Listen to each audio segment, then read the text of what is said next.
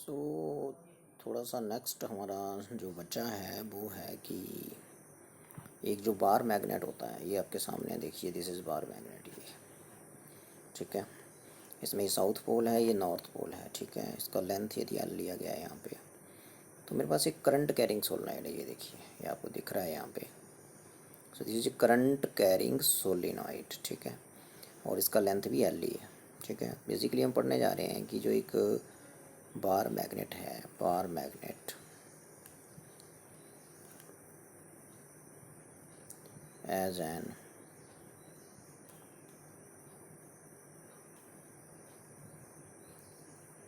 equivalent current carrying solenoid।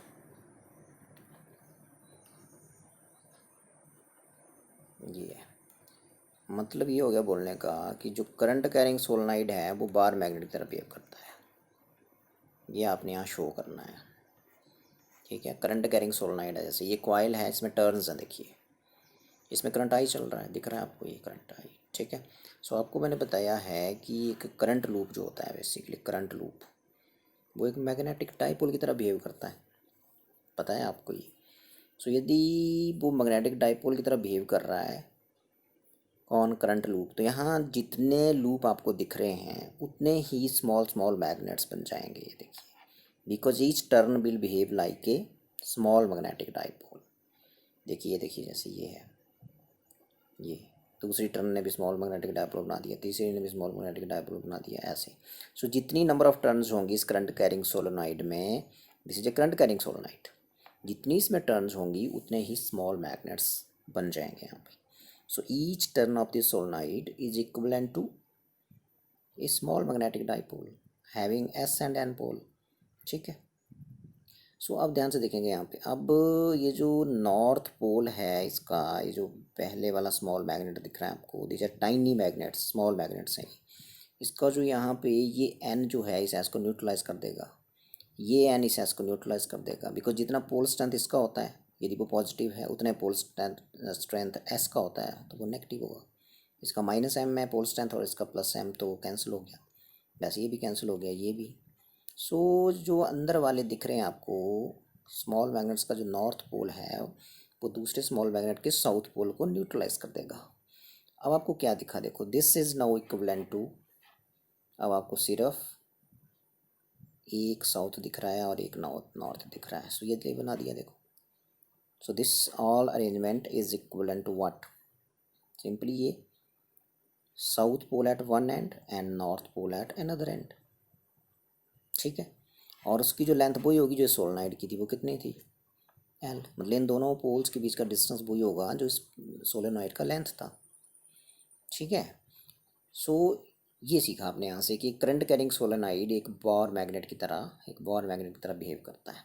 ठीक है, so this arrangement, you can say this arrangement is equal to, or this arrangement can be treated as small magnetic dipoles in a line with each other। ठीक है, जो current carrying solenoid में turns हैं, वो हर turn उसका एक magnetic, हर turn जो है वो एक टाइनी मैग्नेटिक डाइपोल की तरह बिहेव करेगी। ठीक है, सो जितनी टर्न्स होंगी उतने स्मॉल मैग्नेट्स बन जाएंगे, और इनके जो नॉर्थ साउथ पोल्स हैं अंदर की तरफ, वो एक दूसरे को न्यूट्रलाइज करेंगे। तो सिर्फ आपके पास क्या बचेगा? एंड पे साउथ पोल बचेगा, और दूसरे एक एंड पे साउथ पोल बचेगा, दूसरे पे नॉर्थ पोल बचेगा। तो बन गया, देखो, बार मैग्नेट की तरह ही बन गया बार मैग्नेट। ठीक है, और यदि एक टर्न, मैंने बताया एक मैग्नेटिक डाइपोल है, यदि उसमें करंट आई चल रहा है और एरिया उसका ए है उस लूप का, तो मैग्नेटिक डाइपोल मोमेंट क्या होता है? एम इज इक्वल टू आई ए। ये होगा इसका एक, इसमें करंट आई है, तो एक टर्न जो है वो मैग्नेटिक डाइपोल की तरफ बिहेव करी, मैग्नेटिक डाइपोल मोमेंट कितना होगा? एम आई ए। दूसरे का भी आई ए, तीसरे का भी आई ए, फोर्थ का भी आई ए। तो सपोज करो यदि इसमें एन टर्न्स हैं, तो इक्विवेलेंट मैग्नेटिक डाइपोल मोमेंट हो जाएगा M is equal to N I A, where N जो है वो total number of turns, total number of turns in solenoid.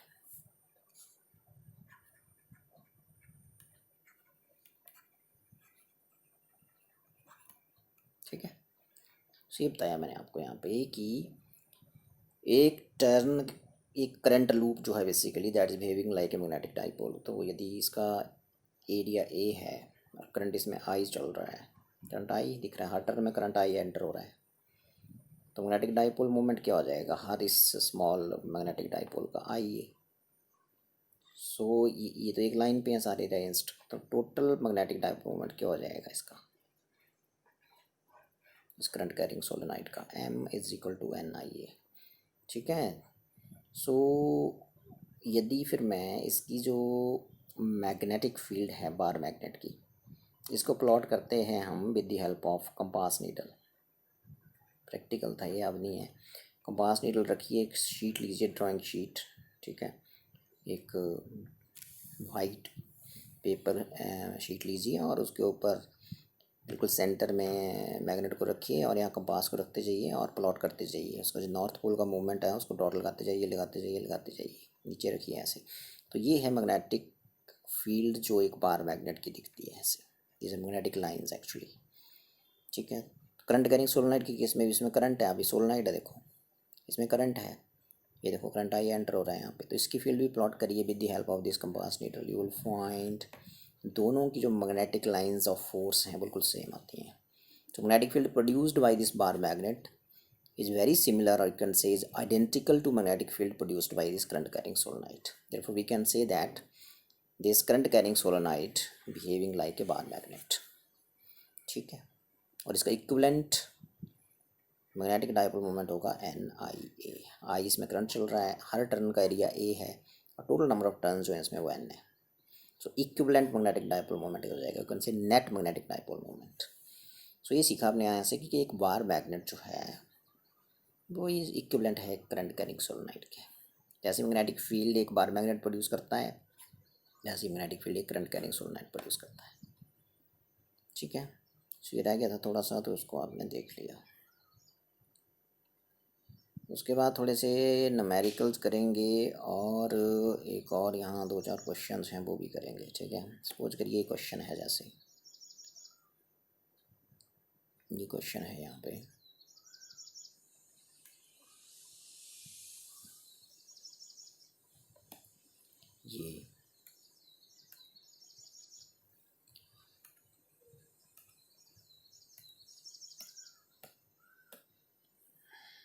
ये है ये वाला। ठीक है।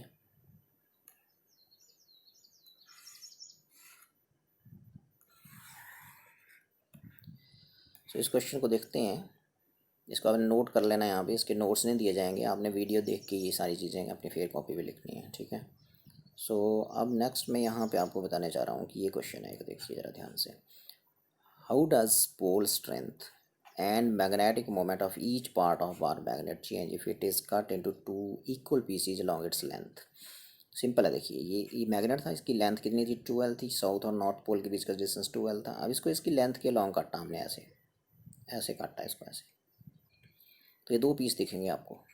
ठीक है। यदि इसका पहले मैग्नेटिक डाइपोल मोमेंट m था, पहले पीस का टोटल इसका, तो m कितना होता है बोलो, m इंटू 2L। ठीक है। और ये जो 2L है बेसिकली ये लेंथ है और m पोल स्ट्रेंथ है, दोनों पोलों की सेम होती है। ठीक है। अब बता, ये पूछ रहा है क्वेश्चन में कि ऐसे ही जो काट दिया तो ये 2 पीस बन गए। यदि 2 पीस बन गए तो हर पीस का m क्या होगा अब, और हर पीस का मैग्नेटिक डाइपोल मोमेंट क्या होगा, पोल स्ट्रेंथ को क्या फ़र्क पड़ेगा और m को क्या फ़र्क पड़ेगा। ठीक है। तो यदि ये मैग्नेट ऐसे था आपके पास शुरू में, तो ये साउथ पोल था, इसका ये नॉर्थ था, तो ये दोनों के बीच का डिस्टेंस 2L था, तो पोल स्ट्रेंथ दोनों की mm थी। तो यदि मैं बोलूँ तो इसका मैग्नेटिक डाइपोल मोमेंट कितना था, m इंटू 2L। यहाँ ये QM वगैरह लिखा है ना, QM भी लिख सकते हैं, QM, इसको QM भी बोल देते हैं, QM एक ही बात है। ठीक है। यदि QM की जगह आप स्मॉल m भी लिख सकते हो, ये लिखा ना, देखो जैसे QM लिखा है, ये QM लिखा है, तो इस QM को यदि आपने स्मॉल m बोलना है ना, तो फिर इस small m magnetic dipole moment को कैपिटल M बोलना पड़ेगा, ये रखें ध्यान। ठीक है। तो ये रखें ध्यान, कैपिटल M लिखें यहाँ और ये स्मॉल m यहाँ लिखें इंटू 2L। तो मैं लिख भी रहा हूँ, नीचे समझा रहा हूँ आपको। तो ये था जब ये पीस हमने कट नहीं किया था, अब इसको कट कर दिया तो इसके 2 टुकड़े हो गए। ठीक है। टुकड़ा पहला ऐसे दिखेगा ये, अब लेंथ तो इसकी 2L ही रहेगी, और साउथ नॉर्थ पोल ऐसे रहेंगे, ठीक है। अब ध्यान से सुनेंगे, बड़े ध्यान से सुनेंगे। अब देखो ना, ये पहले जो पोल स्ट्रेंथ होती है ये एम बेसिकली, ये यहाँ मटेरियल पे डिपेंड करती है, यहाँ कितना मटेरियल है इस मैग्नेट का एज पे। यहाँ मटेरियल आधा हो गया देखो, ये तो पोल स्ट्रेंथ इस केस में हाफ हो जाएगी ये। तो मैग्नेटिक डाइपोल मोमेंट भी चेंज हो जाएगा, बिकॉज ये चीज़ चेंज हो गई तो एम का एम डैश हो जाएगा, तो एम डैश हो जाएगा इस पीस का, बोलो M12 इंटू क्या भाई 2L। सो एम डैश जो होगा नया मैग्नेटिक डाइपोल मोमेंट होगा, ये पुराने वाला था, सो M.2। तो डाइपोल मोमेंट हाफ हो जाएगा और पोल स्ट्रेंथ भी हाफ हो जाएगी, ये है बोलने का मतलब। ये देखो, ठीक है, डाइपोल मोमेंट भी आधा हो गया और पोल स्ट्रेंथ मैंने बताया वो हाफ हो जाती है, ठीक है। तो ये है, इसको आपने लिख लेना है ऐसे, ठीक है। सिंबल्स का ध्यान रखें, क्योंकि हम जितने भी नोट्स लिखे हैं उसमें इस small M magnetic dipole moment को आपने कैपिटल एम बोल देना है, और ये जो क्यू एम लिखा है इसको स्मॉल एम बोल देना है, और आगे ठीक है। फिर ठीक है, ये एम डैश बोला तो यहाँ कैपिटल एम डैश हो जाएगा, ठीक है, और यहाँ छोटा एम डैश हो जाएगा ऐसे इसकी जगह। तो ये है, तो क्या सीखा आपने, जब मैग्नेट को उसकी लेंथ के ऐसे पैरेलल बीच में से काटा जाता है तो पीस बन गए, तो दोनों पीसों का मैग्नेटिक डाइपोल मोमेंट और मैग्नेटिक उसकी जो पोल स्ट्रेंथ है वो क्या होगी, क्या फ़र्क पड़ेगा दोनों को, जी हाँ फ़र्क पड़ेगा। पोल स्ट्रेंथ आधी हो जाएगी, ठीक है, और मैग्नेटिक डाइपोल मोमेंट भी हाफ हो जाएगा। इस क्वेश्चन को कर लेना है अपने यहाँ से, ठीक है।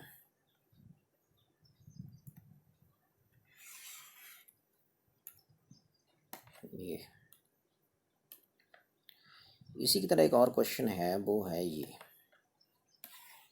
इसको देखेंगे ध्यान से। इसमें भी वही है, लेकिन इस क्वेश्चन में अब इसको ऐसे नहीं काटा, अब इसको ऐसे काट दिया बीच में से, मतलब लेंथ के परपेंडिकुलर काट दिया, ट्रांसवर्स काट दिया लेंथ के। तो क्या फ़र्क पड़ेगा पोल स्ट्रेंथ को, और किसको बताया मैंने, पोल स्ट्रेंथ को क्या फ़र्क पड़ेगा और किसको, क्या मैग्नेटिक डाइपोल मोमेंट को क्या फ़र्क पड़ेगा, ये है क्वेश्चन। सो ये पोल स्ट्रेंथ कैसे चेंज होगा, मैग्नेटिक डाइपोल मोमेंट हर पार्ट का जो दो टुकड़े हो जाएंगे उनमें से ईच पार्ट का जो मैग्नेटिक डाइपोल मोमेंट है और पोल स्ट्रेंथ है वो कैसे चेंज होगा, क्या वो चेंज होगा कि सेम रहेगा यदि मैग्नेट को इक्वल पीसीज में काटा गया perpendicular to its length. Transverse का वर्ड का मतलब होता है परपेंडिकुलर। ये देखो ऐसे लेंथ थी, ये ऐसे लेंथ थी इसकी, आपने इसको ऐसे ऐसे काट दिया ये, तो अब कितने पीस बन गए, तो यहाँ करते हैं, देखते हैं। ऐसे एक मैग्नेट था, ये इसका साउथ पोल था, ये नॉर्थ था, और दोनों के बीच का डिस्टेंस 2L था। फिर आपने इसको यहाँ से, इसका मैग्नेटिक डाइपोल मोमेंट क्या होगा सबको पता है, M/2L होता है। अब दूसरे केस में इसको आपने ऐसे काट दिया, देखो तो ये पीस ऐसे बन जाएगा जब इसको काटेंगे, ये बन गया पीस। तो साउथ और नॉर्थ जितने पीसों में काटते हैं ना मैग्नेट को, उतने ही मैग्नेटिक डाइपोल बनते जाते हैं, उतने मैग्नेट्स बनते जाते हैं छोटे छोटे, ठीक है। तो अब मुझे लग रहा है यदि बिल्कुल बीच में से ऐसे ऐसे काटेंगे ना तो लेंथ आधी हो जाएगी। देखो ये एल ही बचा, अब पीस की बात कर रहा हूँ अब मैं। तो पीस का इसमें मटेरियल जितना यहाँ था देखो उतना यहाँ रह गया, मटेरियल को कोई फ़र्क नहीं पड़ा है। पोल स्ट्रेंथ यहाँ एम ही है, यहाँ भी एम ही रहेगी। मैंने बोला जो पोल स्ट्रेंथ होती है बेसिकली वो साउथ पोल के आसपास कितने मॉलिक्यूल्स हैं, मॉलिक्यूलों की संख्या तो सेम ही रही है, यहाँ पे भी सेम ही है। तो नंबर ऑफ मॉलिक्यूल्स तो मैग्नेट में उतने रहे जब इसको ऐसे ऐसे काटेंगे, यहाँ थोड़ी हमने कुछ किया। तो पोल स्ट्रेंथ एम ही रहेगी यहाँ पे भी, और इसकी भी एम ही रहेगी। तो पोल स्ट्रेंथ को कोई फ़र्क नहीं पड़ेगा इस केस में, ठीक है। और मैग्नेटिक डाइपोल मोमेंट देखते हैं कितना हो जाएगा, मान लो एम डैश हो गया, लेकिन एम जो है तो सेम रहा, लेकिन लेंथ आधी हो गई, तो M/L हो गया, समझे। तो इस पीस का जो मैग्नेटिक डाइपोल मोमेंट होगा M/2 से मल्टीप्लाई कर दो, 2 से डिवाइड कर दो, ये सो ये आ गया। देखो मैग्नेटिक डाइपोल मोमेंट ये शुरू वाले पूरे पीस का था ये, सो इट इज M/2। सो इस केस में क्या हुआ, जो हर पार्ट का मैग्नेटिक डाइपोल मोमेंट है वो हाफ हो जाएगा, लेकिन पोल स्ट्रेंथ को कोई फ़र्क नहीं पड़ेगा जब मैग्नेट को परपेंडिकुलर इट्स लेंथ काटते हैं, ठीक है। तो यहाँ सब कुछ ठीक लिखा है, बाकी सिंबल्स का ध्यान रखें जो मैंने अभी बताया आपको। बढ़ते हैं आगे, अब करेंगे थोड़े न्यूमेरिकल्स, ठीक है। तो शुरू करते हैं न्यूमेरिकल्स, इस चैप्टर के जो भी पढ़ा था हमने। सो अभी हम एक सिंपल सा न्यूमेरिकल ले लेते हैं, ये वाला। तो ये आ गया देखो न्यूमेरिकल, ठीक है। अब इस न्यूमेरिकल को करेंगे और बड़े ध्यान से सुनेंगे, क्योंकि ये आप नहीं करना चाहते, ये करने पड़ेंगे न्यूमेरिकल, ठीक है। सो थोड़ा सा याद रखेंगे कि एक स्ट्रेट करंट कैरिंग कंडक्टर, थोड़ा मैं रिवाइज करा देता हूँ, इसकी लेंथ इनफाइनाइट है और इसमें करंट कितना है आई, और पॉइंट ए कितनी डिस्टेंस पे है, पॉइंट पी जो है वो कितनी डिस्टेंस पे है, ए डिस्टेंस पे। तो इस conductor state current carrying conductor की मैग्नेटिक फील्ड क्या होगी यहाँ से, यहाँ पे म्यू नॉट अपॉन 4 पाई कितनी होती है 2I/A, ये नहीं बोलना है आपने कभी भी। और इस मैग्नेटिक फील्ड की डायरेक्शन देनी है तो फिंगर्स को इस तरफ कर दो और पॉइंट पी पे फिंगर्स आएंगी बाहर को, आपकी तरफ आएंगी निकल के। तो पॉइंट पी पे जो डायरेक्शन होगी वो perpendicular to plane of paper होगी एंड क्या होगी आउटवर्ड, और आउटवर्ड बताया था मैंने, डॉट लगा देना है। ये चीज़ें आपको मैं रिमाइंड करा रहा हूँ, न्यूमेरिकल तभी होंगे। तो ये स्टेट कंडक्टर था। अच्छा एक चीज़ और ध्यान रखेंगे, ये बिल्कुल ध्यान रखेंगे इस चीज़ का कि एक स्टेट कंडक्टर है लेकिन एक तरफ से उसकी लेंथ बहुत ज़्यादा है, हमें नहीं पता कहाँ ख़त्म हो रहा है, लेकिन यहाँ फिक्स पॉइंट है, ठीक है, इसमें करंट आई चल रहा है। तो इसके नियर पॉइंट ए है कोई, यहाँ पे पॉइंट पी है कोई, यहाँ पे डिस्टेंस ए पे। तो क्वेश्चन है इस एंड पे क्या मैग्नेटिक फील्ड होगी इस कंडक्टर की पॉइंट पी पे, due to this conductor point P इसके एंड से कितना दूर है, ए डिस्टेंस पे। तो यहाँ पे मैग्नेटिक फील्ड होगी इस तरफ, इसका एक्सटेंशन इन्फिनिट ही, मैग्नेटिक फील्ड होगी यहाँ पे म्यू नॉट अपॉन 4 पाई, इसका हाफ हो जाएगी, हाफ करेंगे तो नीचे 2 आएगा, 2 कैंसिल हो जाएगा। तो एक ये चीज़ आपने याद रखनी है, डायरेक्शन वैसे राइट हैंड रूल से, ठीक है। ये दूसरा है, पहला फार्मूला हो गया, ये दूसरा हो गया। तीसरा फार्मूला जो आपने याद रखना है वो ये है कि आपके पास एक सर्कुलर कॉइल है, ऐसे आपको बताया था मैंने, ऐसे ऐसे ड्राइव किया था जब, ऐसे इसमें करंट आई चल रहा है। तो सेंटर पे कितनी मैग्नेटिक फील्ड होगी, तो सेंटर पे मैग्नेटिक फील्ड होगी, यहाँ पे होगी magnetic field B is equal to mu not upon, इसकी तरह ही होगी, सिर्फ पाई लग जाएगा यहाँ पे, mu naught 4 pi 2 pi I upon A, ये नहीं भूलेंगे। और डायरेक्शन बिल्कुल वैसे देनी है, फिंगर्स को आपने कर्ल करना है करंट की डायरेक्शन में। तो आउट स्ट्रेस्ड थंब जो है वो कहाँ जाएगा, इस पॉइंट पे ऊपर की तरफ जाएगा। तो यहाँ मैग्नेटिक फील्ड की डायरेक्शन फिर आउटवर्ड हो गई, और आउटवर्ड मैंने बताया था बी के ऊपर ऐसे डॉट लगाना है, ठीक है ना। फिंगर्स को करंट की डायरेक्शन में कर दो, फिंगर्स को ऐसे कर दो करंट की डायरेक्शन में, देखो ये। तो थंब कहाँ गया, थंब कहाँ गया पॉइंट ओ पे, बाहर की तरफ निकला, बाहर की तरफ निकला means B, direction of B is perpendicular to plane of the paper and outward, ठीक है ये। और यदि ये सेमी सर्कुलर कॉइल है, मतलब आधी कॉइल है, तो फील्ड यहाँ आधी हो जाएगी, तो ये 2 कैंसिल हो जाएगा, ये ध्यान रखें, ठीक है। और चौथा सेमी सर्कुलर के ज़्यादा क्वेश्चन आते हैं, और सेमी सर्कुलर में याद रखें यहाँ जब मैं 2 से डिवाइड करूँगा तो 2 कैंसिल हो जाएगा, तो पाई आई बचेगा, ठीक है। और एक और बड़ा इंपॉर्टेंट फार्मूला जो आपने याद रखना है वो ये है कि मान लो ये आपके पास ये आर्क है ऐसे सर्कुलर, जी ठीक है, तो इसमें करंट चल रहा है ऐसे आई, तो ये कोई सर्कुलर क्रॉस ये कोई आपका छोटा सा हिस्सा है किसी सर्कल का, आर्क है ये, इसमें करंट आई है। तो पॉइंट पी पे एंगल थीटा बना रहे हैं इसके एंड्स, ठीक है, पॉइंट पी पे, ये पॉइंट पी है सपोज। तो क्वेश्चन है कि ये कितनी डिस्टेंस का रेडियस कितना है, जिस सर्कल का ही पार्ट है वो रेडियस है मान लो ए। तो इस पॉइंट पी पे मैग्नेटिक फील्ड क्या होगी ड्यू टू दिस आर्क, तो वो होगी B is equal to mu not upon 4 pi I upon A into ये angle theta, I theta upon A, ये नहीं बोलेंगे बस, ठीक है। और डायरेक्शन वैसे देनी है, फिंगर्स करंट की डायरेक्शन में कर्ल कर दो तो पॉइंट पी पे डायरेक्शन फिर आपकी वही I outward, perpendicular plane of the paper and outward. तो ये नई चीज़ है, इसको ध्यान रखेंगे, न्यूमेरिकल होते हैं इसके ऊपर। सो ये चीज़ आ गई। देखो एक बार फिर बता देता हूँ कि एक ये आपके पास ये आर्क है कोई, ये है पी क्यू, चलो एक्स बाई है, ये बाई है और ये एक्स है।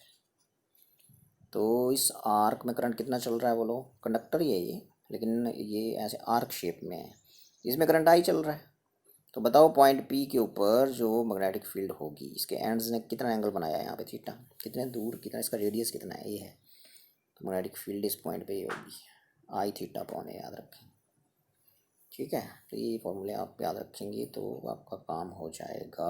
एक और फार्मूला है, चलो वो नेक्स्ट में बताएंगे, ये नहीं बोलना है आपने, ठीक है। इनफाइनाइट स्टेट कंडक्टर की वजह से ये होती है फील्ड, और एक एंड यदि इनफाइनाइट कंडक्टर का फिक्स है, उसके नियर कोई पॉइंट है तो फिर आधी हो जाती है, हाफ हो जाती है, दूसरी तरफ इसका एक्सटेंशन इनफाइनाइट ही, फिर यही स्ट्रेट कंडक्टर मैंने मोड़ दिया सर्कुलर फॉर्म में, तो सेंटर और रेडियस उसका ए है, तो सेंटर ओ पे फील्ड ये होती है।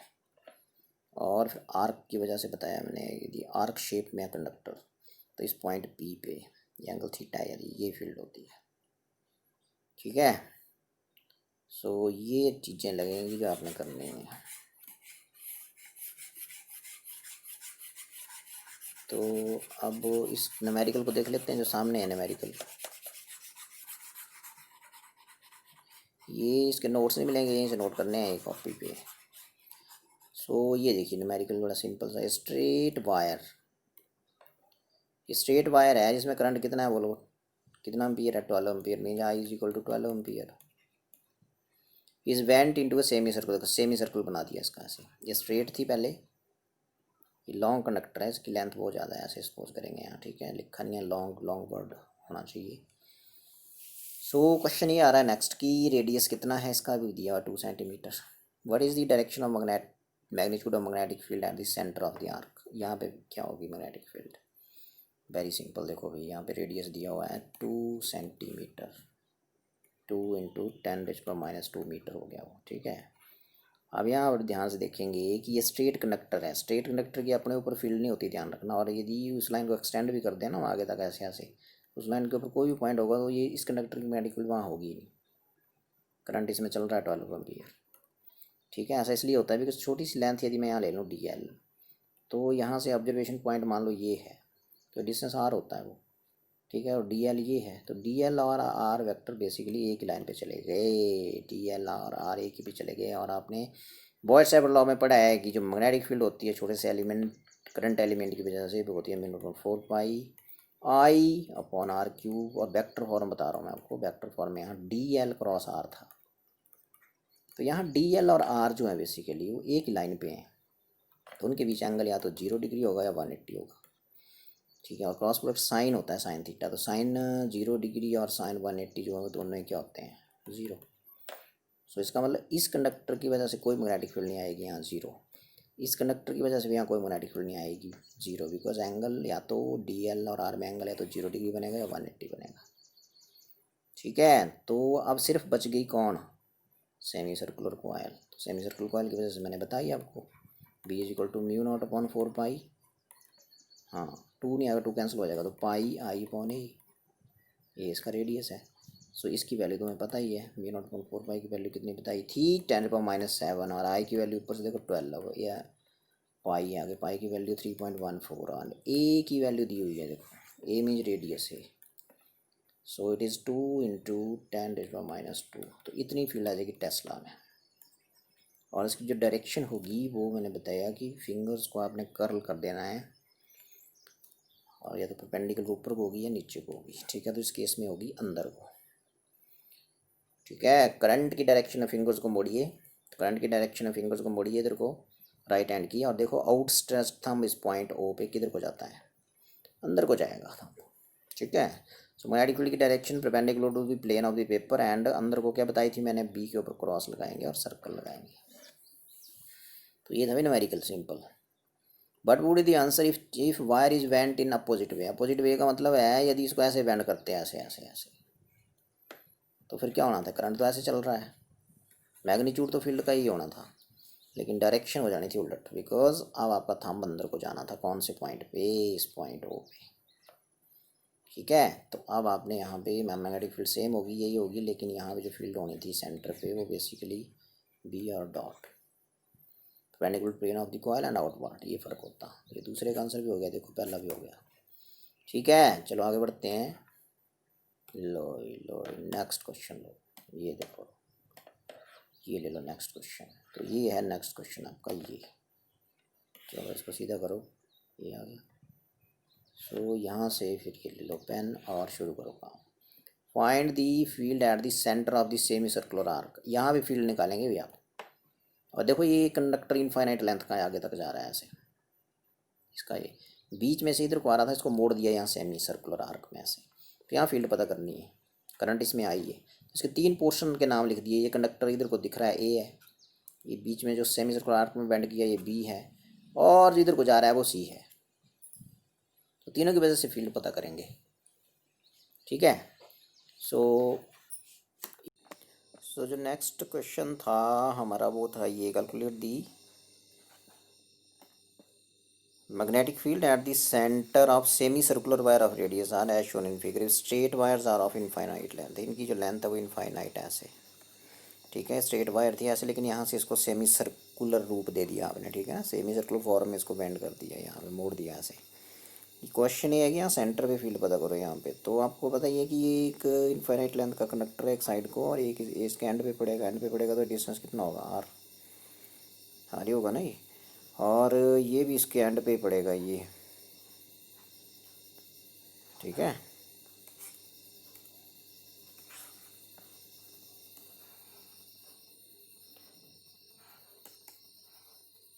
ये आर हो जाएगा।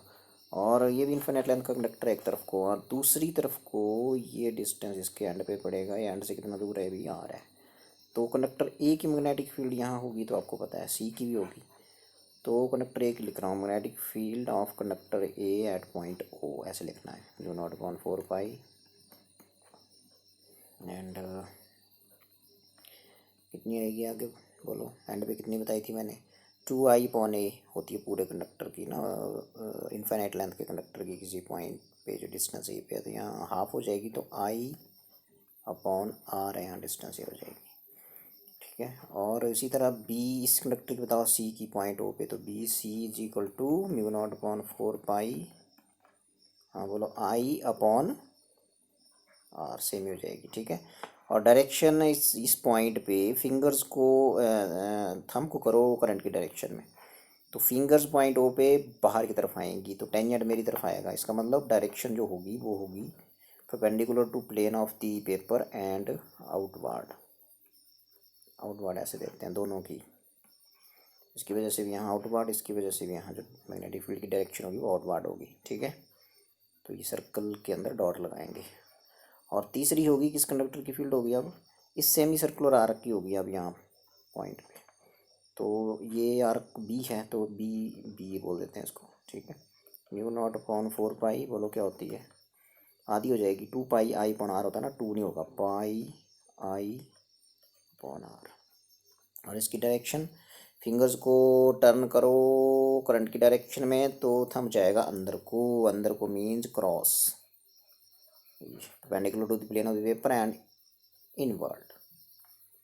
ठीक है, सो नेट फील्ड क्या होगी अब पॉइंट ओ पे, ये है क्वेश्चन। इन तीनों में से देखना पड़ेगा कौन ज़्यादा है। डायरेक्शन इन दोनों की आउटवर्ड है, इसकी इनवर्ड है। ठीक है, तो इन दोनों को यदि मैं इसको यदि एक्स बोल देता हूँ तो ये भी एक्स हो गया। तो ये देखो, ये एक्स बोल दिया मैंने इसको, इसको भी एक्स बोल दिया, तो 2x हो गया है। और यहाँ कितना हो जाएगा, μ0I/4 पाई R यहाँ भी है, तो ये हो जाएगा πx। तो x और x जुड़ जाएंगे यदि, क्योंकि दोनों एक डायरेक्शन में है, तो 2x हो जाएगा। और ये उसके अपोजिट है, तो ये πx हो जाएगा। बताओ बड़ा कौन है, πx बड़ा है कि 2x? πx बड़ा है, बिकॉज पाई होता है 3.14 है ना ये, और ये 2 है, तो ये चीज़ बड़ी है। इन दोनों को जोड़ भी देंगे तो ये चीज़ बड़ी आएगी। तो नेट फील्ड क्या होगी बोलो ज़रा, net magnetic field at O is, कौन बड़ी बताई मैंने ये, तो B इज इक्वल टू, बड़ी को पहले लिखेंगे, बी की वजह से जो है, और इसमें से माइनस कर देंगे इन दोनों का सम, ये और ये जो आउटवर्ड हैं। आउटवर्ड कौन है, एक BA है और एक दूसरी कौन सी है बोलो, BC है। ठीक है जी, तो अब B is equal to put करो वैल्यूज़। ठीक है, तो ये BB कितनी है, BB मीन्स ये देखो, ये μ0I/4 पाई R तो सब में है, कॉमन आ जाएगा। तो अंदर क्या बचेगा ये बताओ मेरे को आप, ये लिया मैंने अभी ये, तो इसमें से पाई बचेगा यहाँ, और यहाँ क्या बचेगा, ये तो पूरे कॉमन ले लिया, तो 1 ही बचेगा यहाँ, तो 1 + 1। ठीक है, याद है। सो B इज इक्वल टू कितना आ जाएगा बोलो, μ0I/4 पाई R, पाई -2। यस, और इसकी जो डायरेक्शन आएगी नेट फील्ड की वो यही होगी, perpendicular to plane of the paper and inward. ये मैग्नीट्यूड आ गया और ये इनवर्ड आ गई, perpendicular plane of the paper and inward. समझ आया? तो ये था क्वेश्चन। नेक्स्ट चलते हैं।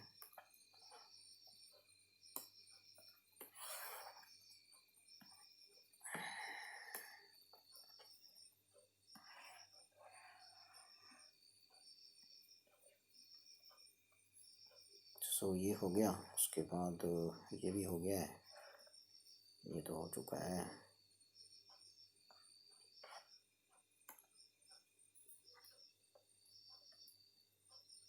ये है, ये नेक्स्ट इसको ले लेते हैं, इसको ले लो।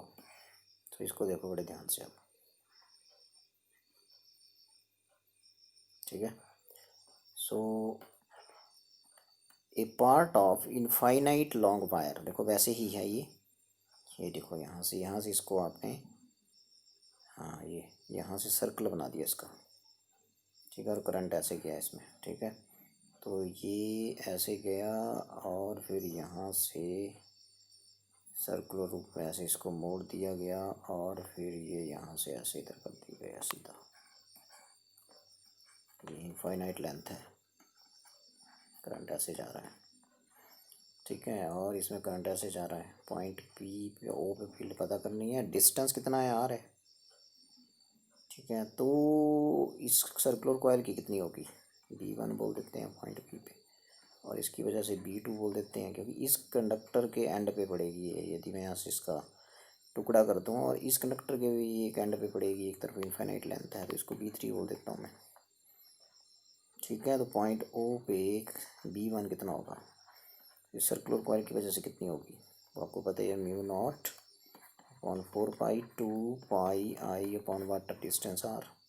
और डायरेक्शन क्या होगी, फिंगर्स को करंट की डायरेक्शन में टर्न करो ऐसे। थंब देखो कहाँ गया, थंब देखो कहाँ गया, ये थंब आएगा बाहर की तरफ, ठीक है। थंब आएगा ये मेरी तरफ आएगा, मेरी तरफ ऐसे।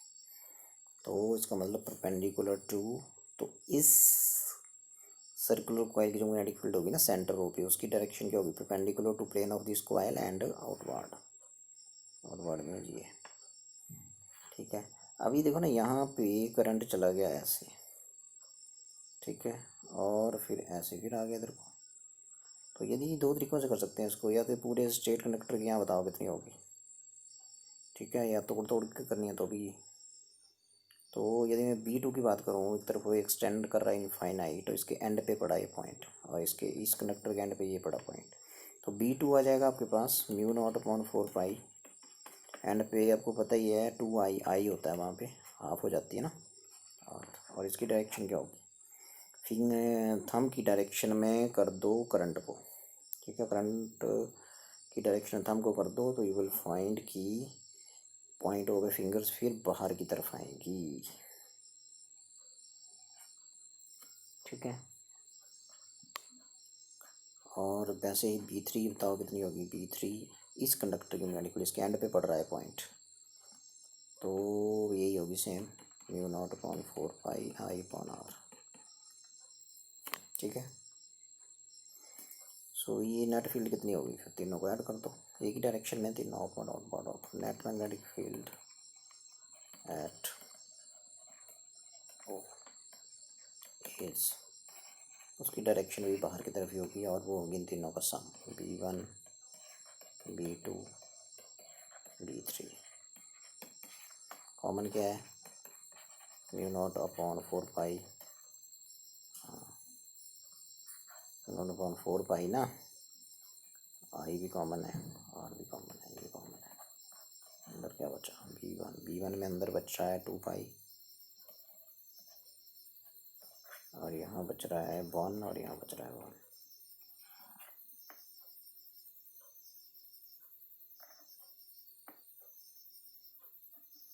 यही है ना। और डायरेक्शन इसकी वही होगी, बाहर की तरफ, प्लेन के परपेंडिकुलर और बाहर की तरफ। तो ये कितना आ जाएगा यहाँ से देखो, 2 आ गए, 2 और 2 कॉमन आ जाएगा, तो 2 यहाँ आ जाएगा, तो अंदर पाई प्लस 1 नहीं बचेगा, तो ये आ जाएगी mu not I upon 4 pi R, और 2 बाहर आ गया ये, ठीक है। ये आ गया म्यू नॉट 2i अपॉन 4 अंदर क्या बचा, पाई बचा और प्लस क्या बचा, 2 था ना यहाँ, 2 बाहर की चुके 1। सो ये तो इसकी डायरेक्शन होगी outward, perpendicular to paper and outward. ठीक है, तो बोलने का मतलब ये हो गया कि यहाँ पे फील्ड इस सर्कुलर कॉइल की वजह से होगी पॉइंट ओ पे, वो मैंने ये लिख दी, और उसकी डायरेक्शन होगी मेरी तरफ means perpendicular to plane of the coil है, plane of the paper and outward, वो लिख दी। सो इन कंडक्टर्स की भी दोनों की, यदि इसके एक एंड पे पड़ता है पॉइंट और इसके भी एक एंड पे पड़ता है, तो करंट तो राइट साइड को जा रहा है, तो थंब को कर दो राइट साइड को, फिंगर्स मेरी तरफ ही आएंगी निकल के, तो फिर बाहर को ही आएगी फील्ड। तो ये V2 ये होगा, V3 ये होगा, तीनों ही की डायरेक्शन में है, तो नेट फील्ड ऐड हो जाएगी, तो आंसर आ जाएगा। ठीक है, उसके बाद हम लेंगे ये क्वेश्चन, इसको ले लेते हैं।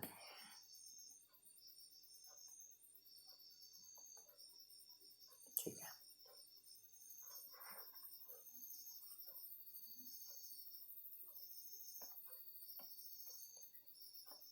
bent dash current figure and current carrying I, find the magnitude and direction of magnetic field at the center of the circular part।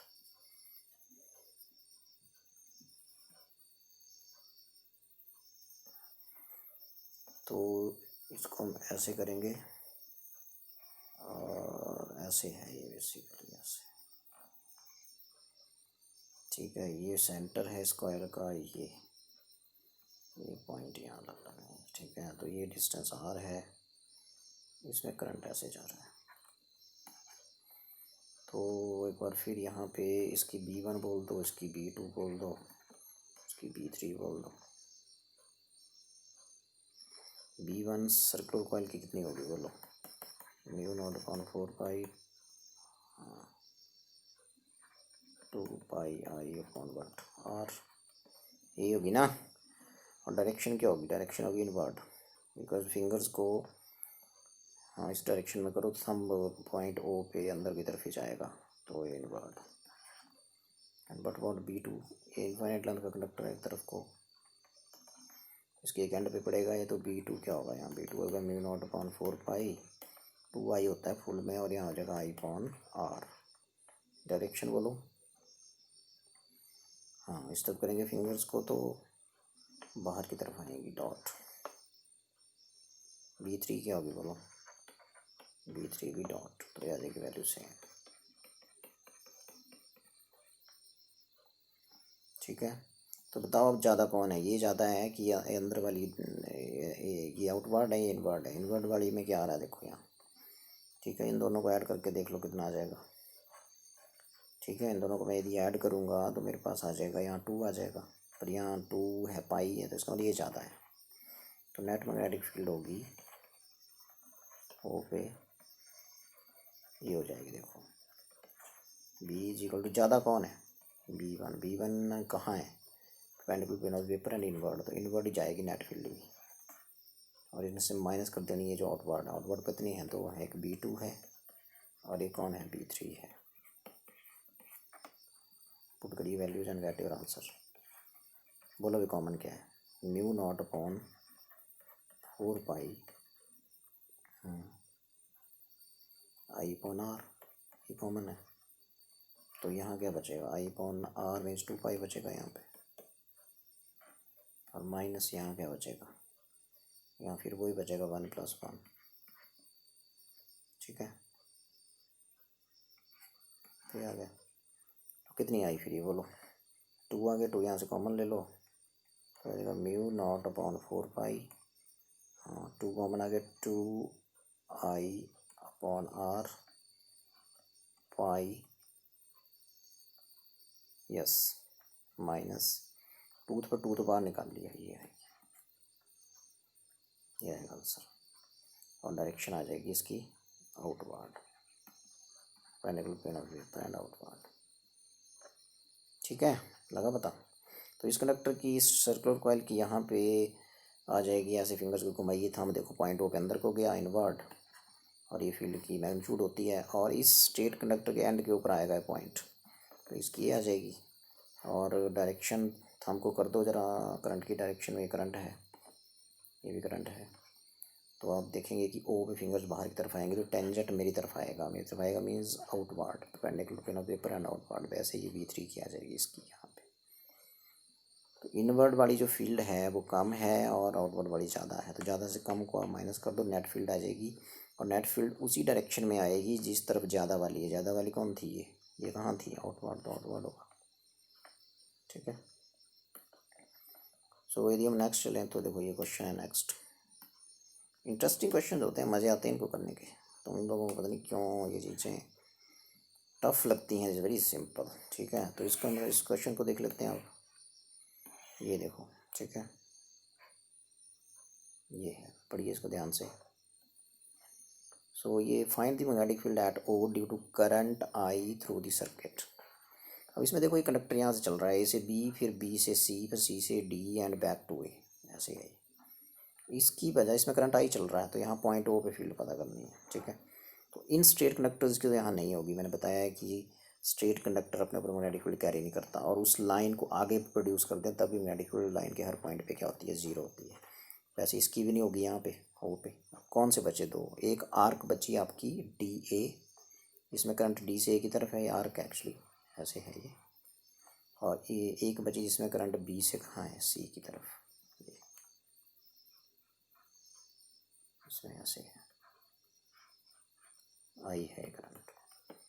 तो मैंने आर्क की वजह से बताई है, तो मैग्नेटिक फील्ड इस आर्क की वजह से B1 बोल देता हूँ मैं, और इसकी वजह से B2 बोल देता हूँ। कौन से पॉइंट पे? ओ पे। सो B1 बताओ मेरे को, तो कैसे लिखेंगे? Magnetic field due to arc D A at point O, B1 is equal to 0/4 pi. क्या बताया था मैंने? करंट कितना है और एंगल कितना बना ओ पे? थीटा अपॉन रेडियस क्या है उस आर्क का? सर्कल बन जाएगा तो सर्कल का रेडियस क्या होगा? ये डिस्टेंस R1। ठीक है, और डायरेक्शन मीन्स फिंगर्स को करंट की डायरेक्शन में करो तो पॉइंट ओ पे था मेरी तरफ, dot, perpendicular plane of the paper and outward. ठीक है, ओके। इसमें क्या, इसमें करंट की दिशा बदल गई, तो ओ पे डायरेक्शन जो होगी बेसिकली वो इनवर्ड होगी। ठीक है, इनवर्ड होगी तो वैल्यू लिखो, μ0/4 पाई आई, इसमें करंट है, थीटा अपॉन इस आर का रेडियस कितना है दूसरे वाली का? R2, राइट, R2 है यार। अब बताओ इसमें मैग्नीट्यूड किसका ज़्यादा है, B1 का कि B2 का? देखो ना, ये फील्ड जो है ये मेरी तरफ है, perpendicular plane of paper and outward, और ये इनवर्ड है। इनवर्ड वाली ज़्यादा है कि आउटवर्ड वाली, ये बताइए। सो यहाँ से लग जाएगा पता, देखो R1,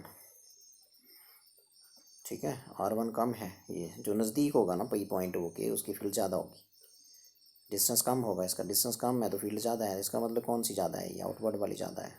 देखो नेट फील्ड हो जाएगी आउटवर्ड डायरेक्शन में होगी, net magnetic field at O is कौन सी होगी? पहले बड़े वाली, पहले B, और मैंने बताया बाहर की तरफ वाली ज़्यादा होगी, तो नेट फील्ड की डायरेक्शन आउटवर्ड ही होगी। और ये B1, ये वाली बड़ी, माइनस ये कर देना है।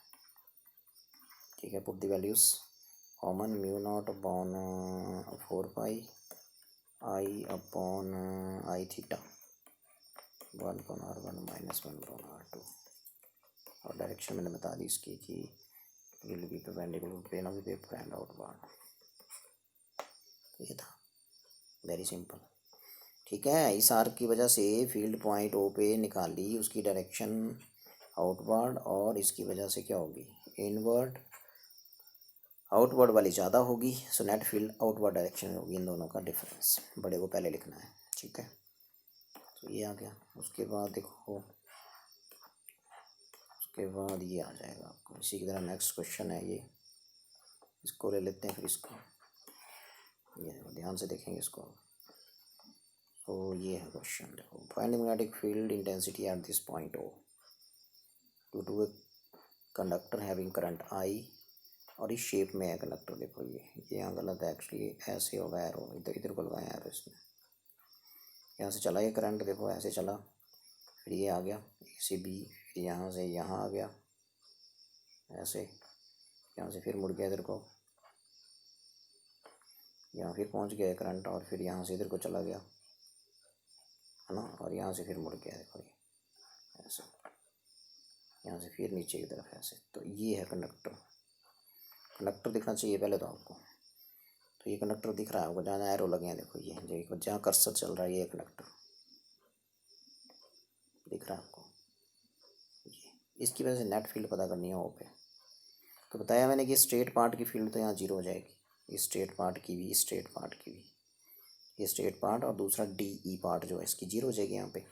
और ये भी स्ट्रेट पार्ट है, ठीक है, बीच में यहाँ कुछ नहीं है, ये स्ट्रेट पार्ट है, इसकी भी यहाँ जीरो हो जाएगी। अब क्या बची, आर्क सी बची अब। तो इस आर्क की बताओ क्या होगी, डिस्टेंस पता नहीं चाहिए आर। दूसरे आर्क के डिस्टेंस कितना है, ओ से आर प्लस आर, 2r। तीसरी आर्क के लिए कितना डिस्टेंस है यहाँ से, 3r हो गया। डायरेक्शन लिख दो फटाफट। तो इसकी वजह से मैग्नेटिक फील्ड जो है, यहाँ से चलते हैं, इसकी वजह से मैग्नेटिक फील्ड B1 बोल देते हैं ओ पे, इसकी वजह से B2 बोल देते हैं, और इसकी वजह से B3 बोल देते हैं। ठीक है, तो B1 किसकी वजह से है, आर्क ABC की वजह से। तो मैं ऐसे लिख देना आपने कि magnetic field at point O due to arc AD। Conductor ही है आर्क AD, ठीक है। मीन्स बोलो फॉर्मूला, हाँ B1 बोला, बोलो B1 μ0/4 I एंगल अल्फ़ा यहाँ पे अपॉन डिस्टेंस, इस आर्क का डिस्टेंस कितना है, 3r। ठीक है। Similarly magnetic field due to DC की वजह से कितनी है, लिखनी है, पूरा लाइन लिखनी, जैसे यहाँ ये डी की जगह DC लिखेंगे तो हो जाएगी B2 μ0/4 I अल्फ़ा, सेम है करंट, एंगल सेम, लेकिन डिस्टेंस अलग अलग है। तो यहाँ से यहाँ तक का डिस्टेंस होगा, यहाँ से यहाँ तक r प्लस r 2r। चलो B3 बोलो। तो B3 इस आर की वजह से EF, ये जो दिख रही है आपको, μ0/4 I अल्फ़ा अपॉन इसका डिस्टेंस यहाँ से आ रही है। डायरेक्शंस, इसकी डायरेक्शन, फिंगर्स को करंट की डायरेक्शन में करिए और देखिए पॉइंट ओ पे थम गया अंदर को, तो B1 की होगी इनवर्ड कैसे बताइए, क्रॉस। और B2 में करंट अपोजिट है तो डॉट। इसमें और इसमें करंट सेम है, तो इसमें यदि इनवर्ड है तो इसमें भी इनवर्ड ही होगी। ठीक है, अब देखो जरा कौन सी ज़्यादा है और नेट फील्ड पता कर लो। देयरफॉर नेट मैग्नेटिक फील्ड कौन से पॉइंट पे, एट पॉइंट O इस, बोलिए हाँ कितना आएगी बोलो, B = डायरेक्शन देखते हैं कौन बड़ी है, बताओ जरा सोचो। मैंने बताया जो कंडक्टर नज़दीक होगा पॉइंट के वो कौन है, B3। तो B3 मैग्नीट्यूड में सबसे ज़्यादा होगी, उससे कम कौन होगी, B2, उससे कम B1, समझे। ठीक है, सो ये और जिसमें डिनोमिनेटर सबसे कम है ये, तो ये सबसे ज़्यादा है। ठीक है, तो फिर कौन नेट फील्ड कैसे करेंगे पता, बताओ जरा कौन सबसे ज़्यादा कौन सबसे कम, जो दो हैं वो एक ही डायरेक्शन में है ये। ठीक है, और इसमें कॉमन फैक्टर क्या है, इसमें 1/3 रह जाएगा, कॉमन ही आ जाएगा सारा, I अल्फ़ा 4 r μ0। ठीक है, और इसमें रह जाएगा 1, तो 1 + 1/3 कितना होता है, 3 + 1/3 4/3। मतलब ये जो क्रॉस वाली फील्ड है ये 4/3, यदि जो कांस्टेंट कॉमन है दोनों में उसका x बोलते हैं, तो इतनी हो जाएगी 4/3x।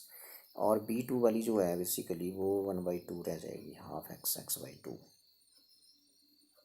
x/2। तो ये वाली ज़्यादा होगी, क्रॉस वालियों का सम ज़्यादा होगा भाई, ये जो क्रॉस वाली है देखो ये ज़्यादा होंगी और ये कम होगी। तो नेट फील्ड क्या हो जाएगी, नेट फील्ड जो दोनों ऐड हो जाएंगी, कौन कौन सी हैं ज़्यादा, B1 ये, और दूसरी इसकी डायरेक्शन में कौन है, B3, और इनके अपोजिट कौन है, वो कम है, तो उसको माइनस कर देना है आपने, उसका मैग्नीट्यूड कम है इन दोनों से। दोनों मिला के मान लो 7 है तो ये 5 ही है, ऐसे समझ लो। तो ये 7 लिखा मैंने, -5 ये B2, समझिए। अब देखो जरा यहाँ फटाफट करके ये क्या आ गया, तो नेट फील्ड इसी डायरेक्शन में होगी, ये invert perpendicular to plane of the paper and invert. तो जरा ये पुट करो वैल्यू, कॉमन बोलो फटाफट, μ0/4 I अल्फ़ा अपॉन r, ये कॉमन है। अंदर क्या बच रहा है बोलना ज़रा। B1 और B3 को देखो पहले, यहाँ बचा 1/3 और यहाँ बचा 1/3 + 1 और यहाँ बचेगा -1/2 और डायरेक्शन फील्ड की perpendicular plane of the paper and क्या बताई मैंने, इनवर्ड। ठीक है, is equal to this the answer. क्या है अभी 1/3 + 4 कितना आया था ये 4/3, 4/3 माइनस हाफ कर लो 6 2 8 - 3 5/6 आ जाएगा। ठीक है, तो बेसिकली 5/6 आ जाएगा। ठीक है, तो अंदर आ जाएगा 5/6 आई अल्फ़ा। तो इसको ऐसे लिख देते हैं, चलो बाहर ही लिखता हूँ सीधा ये, is equal to 5/6 μ0 I alpha upon 4πr, ये आ जाएगी। और इसकी जो डायरेक्शन है वो आउटवर्ड की inward perpendicular plane of paper and inward. ठीक है, सो ये था भी सिंपल चीज़ें। देखो बड़े ध्यान से देखेंगे एक बार फिर। हमने बोला कि इस कंडक्टर में और इसमें करंट एक ही डायरेक्शन में है। ठीक है, तो इनकी फील्ड होगी इनवर्ड। तो ये B1 बोल दी, इसकी B3 बोल दी, वैल्यू लिख दी। और इसमें करंट अपोजिट डायरेक्शन में इन दोनों के, तो इसकी होगी आउटवर्ड। ठीक है, सो फिर बोला मैंने कि इन दोनों का सम जो है वो इससे कम है, मतलब ये दोनों को एक ही डायरेक्शन में ऐड करेंगे तो ज़्यादा आएगा मैग्नीट्यूड और B2 कम है। तो ज़्यादा वाले से कम वाला माइनस करना है, फिर देखना है कि नेट फील्ड की डायरेक्शन किधर होगी। जो यहाँ ज़्यादा लिखा होगा उसकी तरफ होगी। वो कहाँ है, वो है perpendicular to plane of the paper and inward. तो ये और सॉल्व करके आंसर आ गया। तो ये भी हो गया। हम आगे चलें, ये भी हो गया, ये हो गया सारे डायग्राम्स। ये रहा है, किसको कर लेते हैं, ये इसको देख लो, ये भी अच्छा क्वेश्चन है। तो मैंने आपको बताया था कि एक सर्कुलर कॉइल है ना ऐसे, इसमें करंट यदि आई चल रहा है, रेडियस इसका A है और पॉइंट कितनी डिस्टेंस पे है, x डिस्टेंस पे है। तो इस पॉइंट पे जो फील्ड होगी इस कॉइल की वजह से, उसका मैग्नीट्यूड आपको पता है। और यहाँ पे D V cos theta components cancel कर गए थे, तो net field was due to only D we sine theta components. इस एलिमेंट का डी वी साइन थीटा इस एलिमेंट के डी वी साइन थीटा से ऐड हो गया था। इधर कोई एलिमेंट होगा तो उसके सामने होगा, उनका भी d we sine theta add होगा। Net field was only due to d we sine theta components, ये आपने आर्टिकल में पढ़ा है। ठीक है, तो इस तरफ होगी नेट फील्ड की डायरेक्शन, मतलब इस तरफ राइट साइड को। ठीक है, और होगी कितनी, वो होता है मैग्नीट्यूड, ये याद है आपको, μ0/4π 2π। इसमें करंट स्मॉल आई बोल रहा, तो स्मॉल आई लिख देते हैं। और ये A² रेडियस कितना है कॉइल का, ये A², ये A है भी ये। ठीक है, रेडियस A है, अपॉन x² + A² और इसकी पावर 3/2, ये होती है फील्ड। उसकी डायरेक्शन होती है राइट साइड को। तो यहाँ दो कॉइल्स हैं ऐसी, और दोनों के बीच जो पॉइंट O है, इसकी वजह से फील्ड पता करो पॉइंट O पे, फिर इसकी वजह से पता करो पॉइंट O पे। ठीक है, तो इसकी वजह से मैं अभी बता रहा था, इसकी वजह से डायरेक्शन मैग्नेटिक फील्ड किधर को हो जाएगी, B1 बोल देते हैं उसको। और इसकी वजह से डायरेक्शन इस पॉइंट पे ऐसे हो जाएगी, B2 बोल दो, B2 बोल दिया। तो एक पॉइंट से दो वेक्टर निकल रहे हैं, तो रिजल्टेंट वेक्टर ऐसे आ जाएगा, parallelogram law of vector addition B। तो B निकाल सकते हैं, दोनों वेक्टर्स के बीच एंगल 90 है B1 और B2 में। तो ये B होगी नेट फील्ड इस पॉइंट O पे, ये था पॉइंट O। ठीक है, सो यदि ये B1 मैग्नीट्यूड लिख दिया हमने, इसकी वजह से यहाँ होगी। ठीक है, और ये सेम ही है, देखो बिल्कुल इसकी वजह से भी यहाँ सेम ही होगी। तो B1 इज इक्वल टू क्या हो जाएगा, B2, ये इक्वल टू B2 हो जाएगा, B2 इसकी है। ठीक है, तो net magnetic field point O पे हो जाएगी, B is equal to parallelogram law of vector addition, B1² + B2² + 2B1 B2 cos theta. Theta कितना है यहाँ 90, ये वाला एंगल। ठीक है, तो यहाँ से आप cos 90 0 होता है, तो यहाँ से B आ जाएगा B1² + B2² और उसका अंडर रूट। लेकिन B2 बोल रहा है मैं किसकी इक्वल हूँ, B1 पे, मैग्नीट्यूड में इक्वल है। जितनी मैग्नेटिक फील्ड इसकी यहाँ है उतनी इसकी यहाँ है।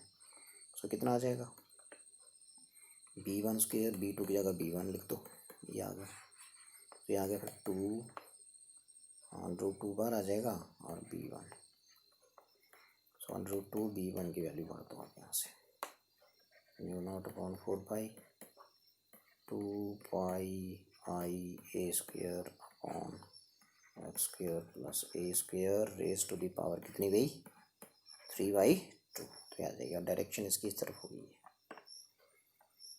सो ये था आपका नेट मैग्नेटिक फील्ड आ गई। ठीक है, this was very simple question. आगे चलें तो ये भी हो गया डायग्राम वाला। ठीक है, अब हम चलते हैं एक सोलिनॉइड का ले लेते हैं। ये तो सोलिनॉइड में मैंने बताया था आपको कि ये है सोलिनॉइड ऐसे, ये लॉन्ग सोलिनॉइड, करंट इसमें आई भेज दो। ठीक है, तो इसमें number of turns per unit length है small n, number of turns per unit length, ये आ गया। ठीक है, अब क्वेश्चन यहाँ ध्यान से पढ़ेंगे। अब सोलिनॉइड की जो मैग्नेटिक फील्ड होती है वो इसकी एक्सिस के लॉन्ग यूनिफॉर्म होती है, उसकी वैल्यू होती है μ0 Ni। इसमें करंट है, n number of turns per unit length है और μ0 कांस्टेंट है। ठीक है, तो यहाँ पे अब यहाँ से देखेंगे नंबर ऑफ टर्न्स, मतलब SI सिस्टम में होता है ना करंट का यूनिट एम्पियर, तो SI सिस्टम में काम करना है। और यहाँ देखो कौन सा सिस्टम है, CGS, तो कन्वर्ट करना पड़ेगा। मतलब 1 सेंटीमीटर लेंथ पे कितनी टर्न्स हैं, 1 सेंटीमीटर लेंथ पे नंबर ऑफ टर्न्स हैं 10, ये जो लिखा है देखो। तो 1 मीटर लेंथ पे कितनी हो जाएगी, सेंटी नीचे चला जाएगा, 10/सेंटी। ठीक है, सेंटी होता है कितना होता है सेंटी, 10⁻⁻² होता है सेंटी, तो यह आ जाएगा 1000। तो 1 मीटर लेंथ पे नंबर ऑफ टर्न्स कितनी आ गई 1000। तो ये है यहाँ n, इस क्वेश्चन तभी डाला है कि n क्या बच्चा यहाँ से n निकाल सकता है, वेरी सिंपल, क्योंकि n यहाँ से बच्चा 10 भरेगा, 10 कैसे भर सकते हैं, या CGS सिस्टम 1 सेंटीमीटर लेंथ पे है 10। जब हमारे पास SI सिस्टम में करंट की वैल्यू 5 एम्पियर भरेंगे तो फिर यहाँ 1 मीटर लेंथ पे कितनी होगी, तो 1 सेंटीमीटर लेंथ पे 10 टर्न्स हैं, तो 1 मीटर लेंथ पे 1000 हो जाएंगी, 1000 ही होंगी, समझे। सो अब यदि मैं यहाँ पे n की वैल्यू यहाँ पुट कर दूँ बस हो गया। देयरफॉर B कितना आ जाएगा बोलो, μ0 की वैल्यू यहाँ पुट करो, μ0 होता है 4 पाई इंटू 10⁻⁻⁷, और n आपका अभी आ गया 1000, और I आपको दिया है इस क्वेश्चन में 5 एम्पियर, तो इतनी टेस्ला फील्ड आ जाएगी। अब यहाँ देखो ना, ये इसकी लेंथ का कोई यूज़ नहीं हुआ, डायमीटर का कोई यूज़ नहीं हुआ, सिर्फ करंट चाहिए और नंबर ऑफ टर्न पर यूनिट लेंथ चाहिए, इन दोनों चीज़ों का यूज़ हुआ, मैग्नेटिक फील्ड निकाल सकते हैं। ठीक है, इनसाइड निकाल दी मैंने, मैग्नेटिक फील्ड इनसाइड आई है सोलेनॉइड की यहाँ। ठीक है, और एंड पे आपने ध्यान रखना कि एंड पे आधी हो जाती है भाई। ठीक है, एंड पे जो होती है ना वो आधी हो जाती है, इतनी टेस्ला फील्ड आ जाएगी।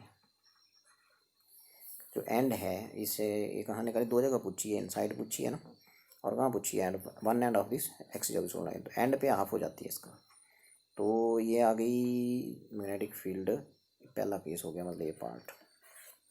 तो बी पार्ट में मैंने बताया, बी पार्ट में कहाँ पूछी, एंड पे पूछी है, तो एंड पे यही आंसर है, लेकिन 0.2 हो जाएगा।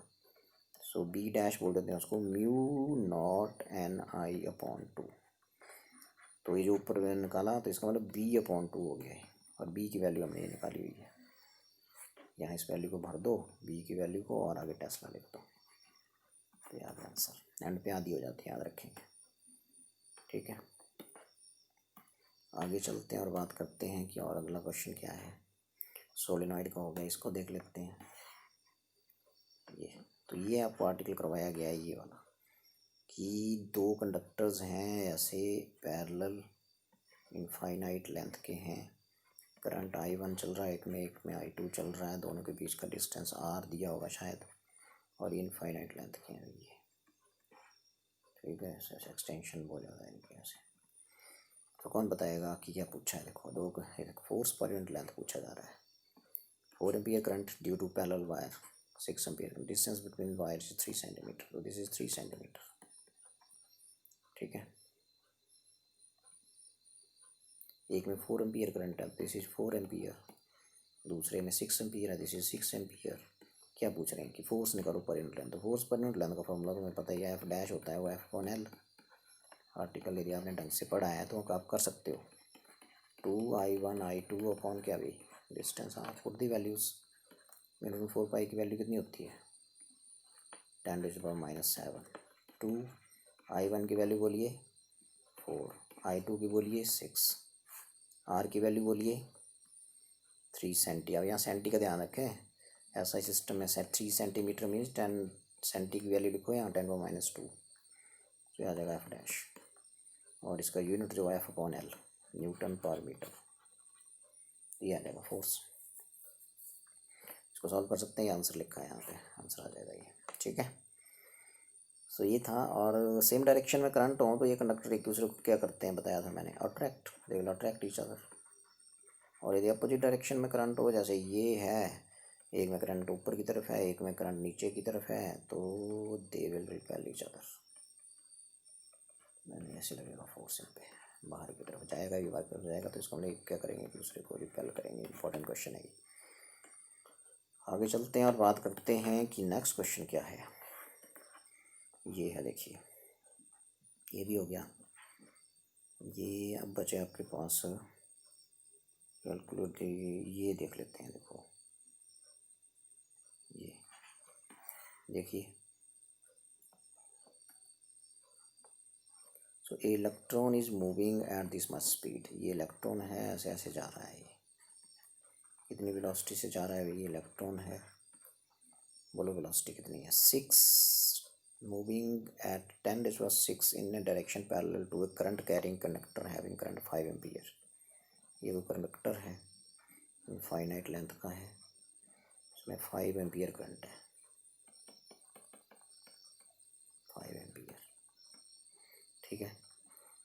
अब इलेक्ट्रॉन का वेलोसिटी कितना है, 10⁻⁶ मीटर पर सेकेंड, ये लिख दिया, ठीक है। परपेंडिकुलर डिस्टेंस 10 सेंटीमीटर है, इनके बीच का जो डिस्टेंस दिया है ये 10 सेंटीमीटर है, आर।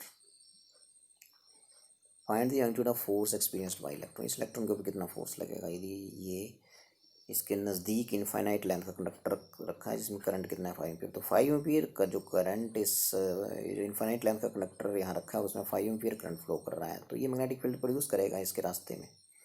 तो ये मान लो ये पॉइंट P है, तो यहाँ कितनी मैग्नेटिक फील्ड प्रोड्यूस करेगा ये कंडक्टर, आपको पता है। B is equal to μ0/4π2I distance, उस पॉइंट का डिस्टेंस R। तो ये मैग्नेटिक फील्ड इसकी इस रास्ते में किसने प्रोड्यूस करी, इस कंडक्टर ने प्रोड्यूस करी, ठीक है। तो अब इस रास्ते में एक चार्ज पार्टिकल वेलोसिटी v से यहाँ मैग्नेटिक फील्ड लग रही है, उस मैग्नेटिक फील्ड की डायरेक्शन क्या होगी, करंट की डायरेक्शन में फिंगर्स को कर दो, करंट की डायरेक्शन फिंगर्स करो, सॉरी करंट की डायरेक्शन में थंब करो, फिंगर्स देखो पॉइंट P पे कहाँ आएंगी, बाहर की तरफ आएंगी। तो इस पॉइंट पे जो मैग्नेटिक फील्ड की डायरेक्शन होगी वो B, ये होगी वो मैग्नीट्यूड, और आउटवर्ड होगी डॉट B लिखा है B, ठीक है। Perpendicular plane of the paper and outward, ठीक है। तो इस चीज़ को देखो आप, एक चार्ज पार्टिकल वेलोसिटी v से मैग्नेटिक फील्ड में मूव कर रहा है तो कितना फोर्स लगेगा, Q/B सुना है आपने फोर्स का फॉर्मूला। फोर्स ऑन इलेक्ट्रॉन कितना लगेगा फिर, -E मैग्नीट्यूड में VB, हाँ यदि यहाँ भी मैग्नीट्यूड ले लें V sin थीटा, यहाँ sin 90 हो जाएगा, because velocity plane of the paper में ही है और मैग्नेटिक फील्ड जो वो आउटवर्ड है, आउटवर्ड मीन मेरी तरफ है, इसका मतलब V और B में क्या एंगल बनेगा, 90 डिग्री, तो ये लगेगा फोर्स। वैल्यू करो, 1 charge on electron, magnitude of charge on electron, velocity ये दी हुई है 10⁻⁶, मैग्नेटिक फील्ड की वैल्यू ये है μ0 कितना भी 4π2I/R। तो जितना भी आ रहा है यहाँ से लिख देना, 1.6 × 10⁻⁴ कितना रह जाएगा ये, -13 रह जाएगा ये, ठीक है। और μ0/4π कितना होता है, 10⁻⁷ होता है, 2I की वैल्यू बोलो 5 एम्पियर। लिखिए, डिस्टेंस का ध्यान रखें, जो डिस्टेंस है ना नीचे ये सेंटीमीटर में दी होती है, तो मीटर में भरनी है आपने, तो 10 × 10⁻⁻² इतना फोर्स लगेगा इस इलेक्ट्रॉन को, और न्यूटन में आंसर आ जाएगा। Good question.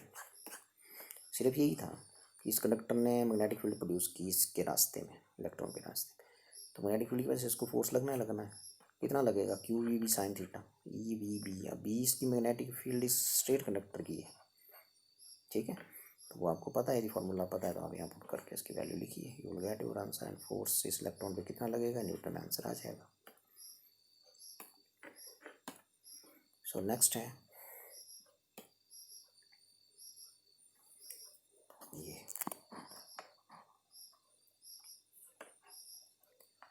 ये हो गया, ये भी हो गया। कौन कौन से बचे? अभी कौन सा किया, ये किया अभी है ना। ये क्या है,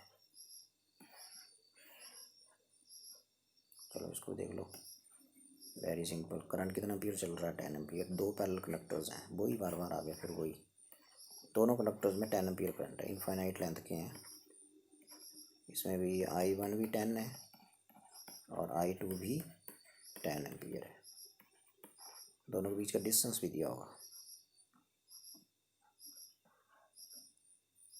These two conductors are at distance 5 centimetre. तो R is equal to 5 centimetre ये, ठीक है। तो फिर फोर्स करंट लेंथ तुम्हें पता ही है, F/L इज इक्वल टू क्या बताया था, μ0/4 2I1I2 upon what R। Put the values, यही पूछा है ना। Find the force per unit length of each wire. तो F डैश आ जाएगा यहाँ से, इसकी वैल्यू बोलो 10⁻⁷ 2I1I2 10 × 10 एंड R की वैल्यू 5 सेंटीमीटर, 5 × 10⁻²। एंड यूनिट आ जाएंगे न्यूटन पर मीटर। सो ये पूछा, सिंपल। सो अब कौन सा बचा, ये हो गया, ये भी हो गया। तो बार बार क्यों आ रहा है भाई, ऐसे आ रहा है बार बार। ये आ गया। नेक्स्ट है आपका, इधर देखो जरा ध्यान से। अब करेंगे हम गैल्वेनोमीटर के ऊपर क्वेश्चंस। ये तो हो ही गया था। चलो अच्छा, एक ये रह गया, ये तो बहुत अच्छा क्वेश्चन है, कैसे रह गया ये, ठीक है। इसको देखेंगे ध्यान से। एंड मैग्नेटिक फील्ड निकालनी है, the centre of A coil which is in the form of square of side कितनी 4 centimetre. Carrying a current of कितना भाई 5 एम्पीयर। सो इसकी डायग्राम बनाइए ज़रा। ये देखो यहाँ से स्क्वायर ले लेते हैं, ये है आपका स्क्वायर, ठीक है। सो स्क्वायर ले लीजिए।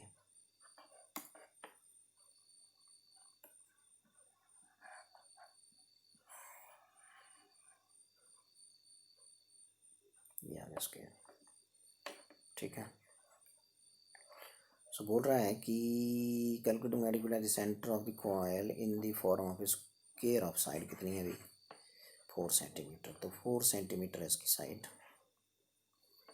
सो इसमें करंट कितना एम्पीयर चल रहा है 5 एम्पीयर। तो 5 एम्पीयर करंट चल रहा है ऐसे, ये 5 एम्पीयर करंट, 5 एम्पीयर करंट, ठीक है। तो इस कंडक्टर में यदि 5 एम्पीयर करंट चल रहा है ऐसे, तो मुझे कोई बताएगा कि मैंने आपको बताया था ये कि पूरा आर्टिकल पढ़ाइए। तो ये सेंटर है स्क्वायर का, पूछा क्या जा रहा है magnetic field at the centre ही तो निकालनी है, ठीक है। सो एक कितनी आर्म्स हैं इसमें, देखो कितनी साइडें होती हैं स्क्वायर में, 4 एक जैसी हैं सारी, और 4 सेंटीमीटर लेंथ की हैं, ठीक है। सो यदि मैं इस साइड की बात करूँ, ये जो है PQRS नाम रख दीजिए इसका, PQRS। तो ये ध्यान से सुनेंगे, RS साइड की वजह से, RS कंडक्टर है जिसमें 5 एम्पीयर करंट फ्लो कर रहा है, पॉइंट P ये डिस्टेंस देखनी पड़ेगी कितनी है, क्योंकि ये यहाँ से लेके यहाँ तक 4 है ना, ये सारी 4 सेंटीमीटर है ये सारा, ये 4 सेंटीमीटर लेंथ का ये साइड स्क्वायर का 4 सेंटीमीटर है। तो ये कितना बचेगा 2 सेंटीमीटर ही बचेगा ये, ठीक है। तो ये डिस्टेंस लग गई पता, ये ए इज इक्वल टू 2 सेंटीमीटर ये। और फिर एंड्स ने कितने एंगल बनाए थे आप याद करो ज़रा, ये ऐसे ऐसे, ठीक है। तो ये एंगल था आपका 5 1, याद करो आर्टिकल पढ़ा है, और ये एंगल था 5 2 ये, ठीक है। तो यहाँ 5 1 5 2 कितने हो जाएंगे, एंगल टोटल 90 है, तो 5 1 5 2 और ये लाइन इसको बाइसेक्ट कर रही है, तो 45 45 हो जाएंगे दोनों। तो इसकी फील्ड यहाँ निकल गई पॉइंट ओ पे, उतनी इसकी होगी यहाँ पे, उतनी इसकी होगी यहाँ पे, उतनी इसकी होगी। तो एक की निकाल दी ना हमने, एक आर्म एक कंडक्टर की वजह से, तो चारों की वजह से ऐड कर देंगे। और डायरेक्शन भी इस पॉइंट के ऊपर कहाँ होगी चेक करो ज़रा, ये देखो थंब को कर दो करंट की डायरेक्शन में, पॉइंट ओ पे फिंगर्स जाएंगे अंदर को, इनवर्ड होगी डायरेक्शन, और यहाँ इसकी वजह से भी इनवर्ड ही होगी, इसकी वजह से, इसकी वजह से भी इनवर्ड ही होगी, इसकी वजह से भी इनवर्ड ही होगी। तो एक ही तरफ होंगी चारों की, तो चारों ऐड हो जाएंगी। इसकी वजह से फील्ड, यदि इस कंडक्टर की वजह से फील्ड यहाँ बी आती है तो इसकी वजह से बी आएगी, इसकी वजह से बी आएगी, इसकी वजह से बी आएगी, तो 4B हो जाएगी नेट। पहले इसकी वजह से निकालो क्या होगी। सो मैग्नेटिक फील्ड, मैग्नेटिक फील्ड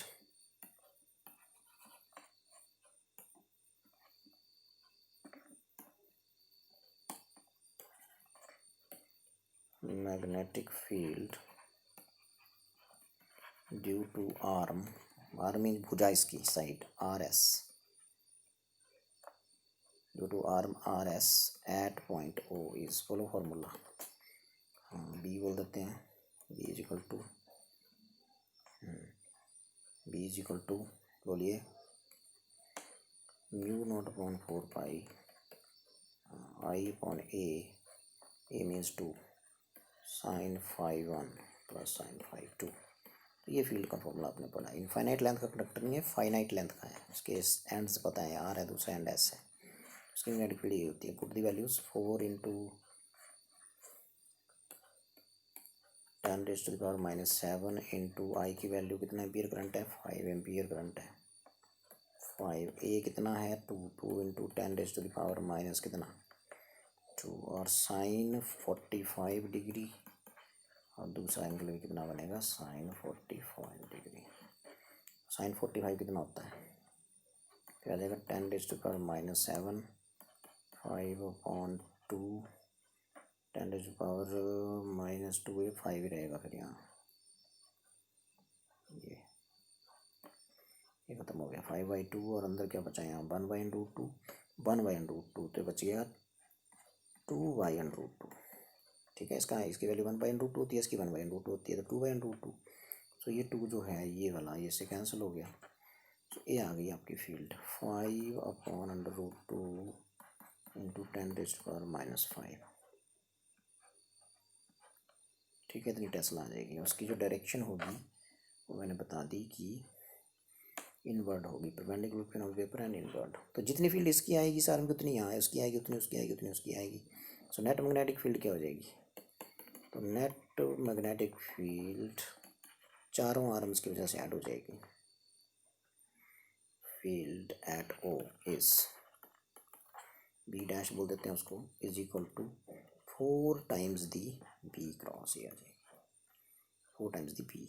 तो ये 4 इंटू पी की वैल्यू पुट कर दो, 4 इंटू 5/√2 इंटू 10⁻⁻5 टेस्ला, और डायरेक्शन इसकी अंदर की तरफ।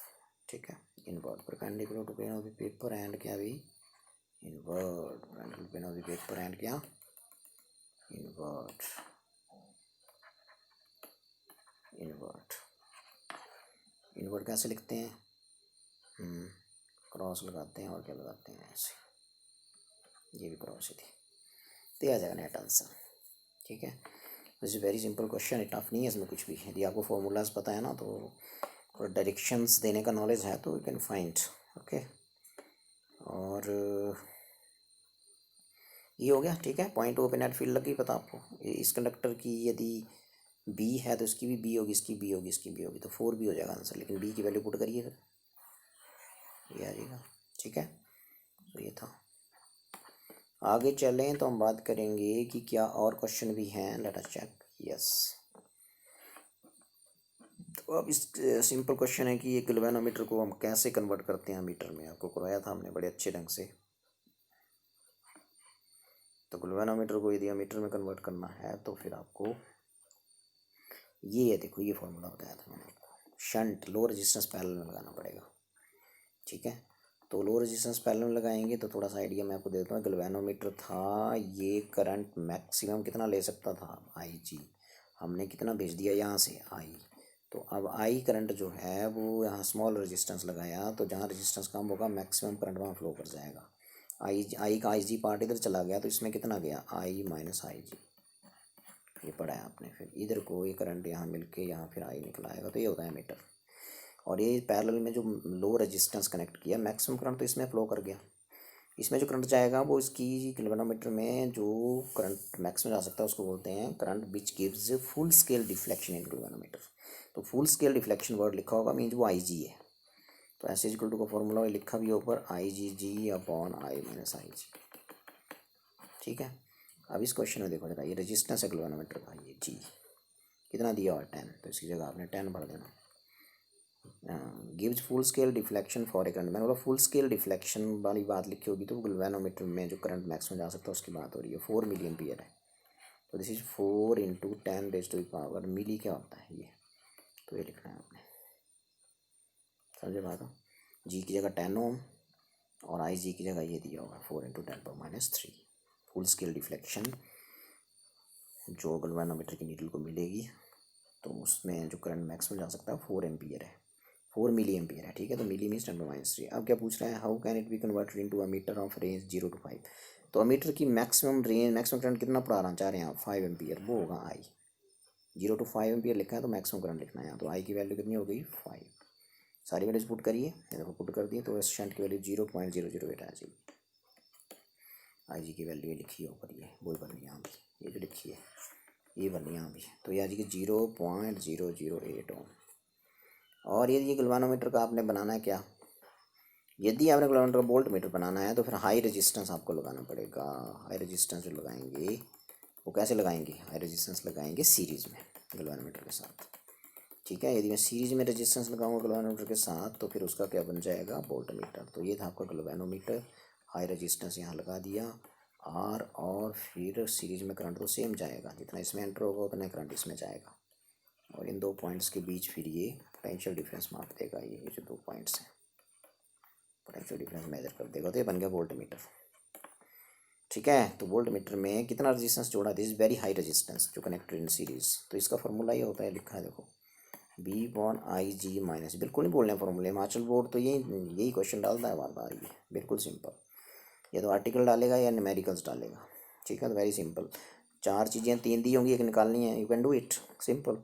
तो यहाँ देख लो, पढ़ो जरा कितना है, galvanometer having coil resistance, galvanometer coil resistance का मतलब जी की वैल्यू, रेजिस्टेंस ऑफ गैल्वेनोमीटर कितना दिया है, 12 भरिए, 12 ओम जी की जगह।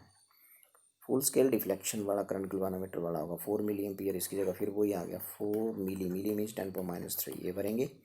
एंड किस रेंज का वोल्ट मीटर बनाना है, मैक्सिमम वैल्यू वो होगी पी, रेंज है वोल्ट मीटर की 0 to 24 वोल्ट, तो यहाँ लिखना आपने 24, और आर की वैल्यू बहुत ज़्यादा आएगी 5988 ओम, ये लिखा होगा। ठीक है, ये दोनों इंपॉर्टेंट क्वेश्चन हैं हिमाचल बोर्ड के लिए, तो बहुत ही ज़्यादा जरूरी है। चलते हैं आगे। सो ये वाला क्वेश्चन था, ये कौन सा था, ये वाला हो गया, ये देख लेते हैं, इसी के ऊपर अब सारे 2-4 क्वेश्चन जो भी हैं। सो यहाँ देखो, गैल्वेनोमीटर कितना रेजिस्टेंस है गैल्वेनोमीटर का, मतलब जी दिया हुआ है कितना, बोलो जल्दी, 24 ओम। कह रही है full load of, full load of समझ गया आप, आई जी है ये, मतलब आई जी मैक्सिमम डिफ्लेक्शन वाला, जो गैल्वेनोमीटर में मैक्सिमम डिफ्लेक्शन दे वो करंट होता है आई जी। 500 इंटू माइक्रो है, माइक्रो होता है 10⁻⁶ ये ampere. It is shunted by a resistance, shunt resistance दिया हुआ 3 ohm. How much current can this system carry now without damage, means I निकालना है इसमें, you have to find I. बोलो फॉर्मूला, हाँ शंट वाला क्या बताया था मैंने, आई माया, बोलो S is equal to I G G upon I minus I G. ठीक है, put the values, I G की वैल्यू ये भरिए यहाँ, जी की वैल्यू ये भरिए 24 यहाँ, और आई निकालना है यहाँ से। तो आई कैसे निकलेगा यहाँ से, बोलो ज़रा, आई माइनस आई जी, इसको इसके अदला बदली करिए, आई जी जी अपॉन एस, आई निकालने तो इस आई जी को परे ले जाइए, तो बन गया आई जी जी अपॉन एस, मान इसका हो गया परे जाके प्लस, तो आई निकल गया यहाँ से। अब क्या कॉमन है परे, बोलो आई जी कॉमन है, अंदर क्या बचा, जी अपॉन एस प्लस 1, तो सारी वैल्यूज भर दो। आई जी बोलो कितना लिखना है, ये लिख दो यहाँ पे, जी बोलो कितना, रेजिस्टेंस ऑफ गैल्वेनोमीटर 24 लिख दो यहाँ पे, बोलो एस कितना, शंट कितना, पैरेलल में कितना रेजिस्टेंस जोड़ा है, स्मॉल 3 लिख दो यहाँ पे और इसको सॉल्व करिए, you will get I ampere में आ जाएगा। Very simple. सो ये भी हो गया आपका। तो ये था कि ये वाला था ना, इसको देख लेते हैं। ये देखो ये और है, ये क्या है, पढ़ो जरा। ये है गैल्वेनोमीटर का रेजिस्टेंस जी दिया हो, बोलो जल्दी कितना, 100 ohm. Resistance of 1 ohm is connected across its terminals, a part of total current that flows through the galvanometer. अच्छा, ये resistance of 1 ohm, 1 ohm resistance निकालो, पर कम वैल्यू होगा। कम वैल्यू किसकी होती है, शंट की, तो 1 ओम दिया हुआ है, ठीक है।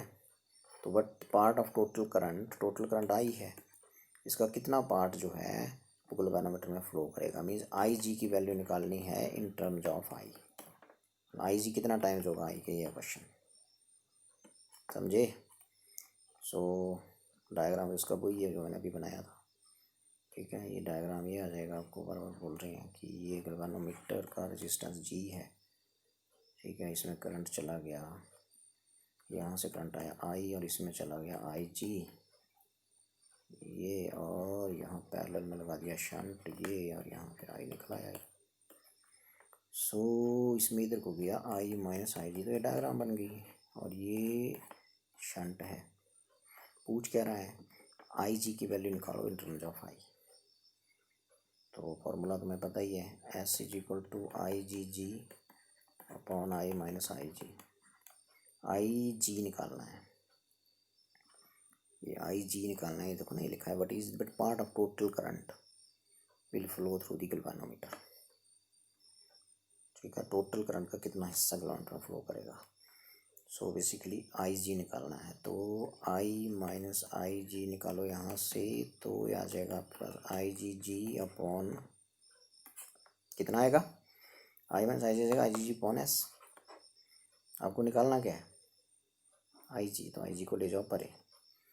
सो यहाँ बचा आई और ये बन गया तुम्हारा आई G G upon S plus आई जी। अब आई जी आ जाएगा इधर कॉमन, बोलो अंदर क्या बचा, जी अपॉन एस प्लस 1, और इधर कौन है आई, ठीक है। सो जी और एस की वैल्यू भर दीजिए। सो आई जी यहाँ से आ जाएगा, देखो एस आ गया, इसका LCM G plus S equal to I, ठीक है। तो आई जी यहाँ से निकाल दीजिए, आई जी आ जाएगा यहाँ से, इसको परे ले जाइए सारे को ही, तो आ जाएगा आई इंटू एस अपॉन जी प्लस एस, ये नहीं आएगा, नीचे वाला ऊपर चला जाएगा, ऊपर वाला नीचे आ जाएगा। तो ये बना आपका। तो आप देख लो यहाँ वैल्यू भर के, एस की वैल्यू बोलो कितनी, आई आ गया यहाँ पे, एस की वैल्यू ये देखो ऊपर 1 और जी की 100, तो 1 अपॉन 100 प्लस 1, 1/101। सो यहाँ से जो आई जी आएगा वो आ जाएगा 1 अपॉन 101 टाइम्स आई। बड़ा कम करंट, आई का कितना हिस्सा जो है वो गैल्वेनोमीटर में फ्लो करेगा, बहुत ही कम, 1/101। तो ये पूछ रहा है सिंपल, आई जी को निकालना था इन टर्म्स ऑफ आई। तो आई जी ये जो फिल इन द ब्लैंक है बेसिकली ये 1/101 आ जाएगा। तो ऐसे क्वेश्चन सिंपल है, ठीक है। तो मतलब उसमें कुछ भी पूछ सकता है वो, ऐसा नहीं ऐसे ही पूछेगा हमेशा, कभी आई पूछ रहा है कभी आई जी पूछ रहा है, तो ऐसे पूछे जा सकते हैं। तो यहाँ देख लेते हैं, थोड़ा और बचा है कुछ, तो ये भी हो गया, ये भी हो गया, ये भी हो गया, इसको देख लेते हैं। सो इस क्वेश्चन को देखिए, और ये सिंपल क्वेश्चन है, पंजाब एजुकेशन बोर्ड में आया हुआ है। गैल्वेनोमीटर ऑफ रेजिस्टेंस जी दिया, बोलो कितना, 50 ओम।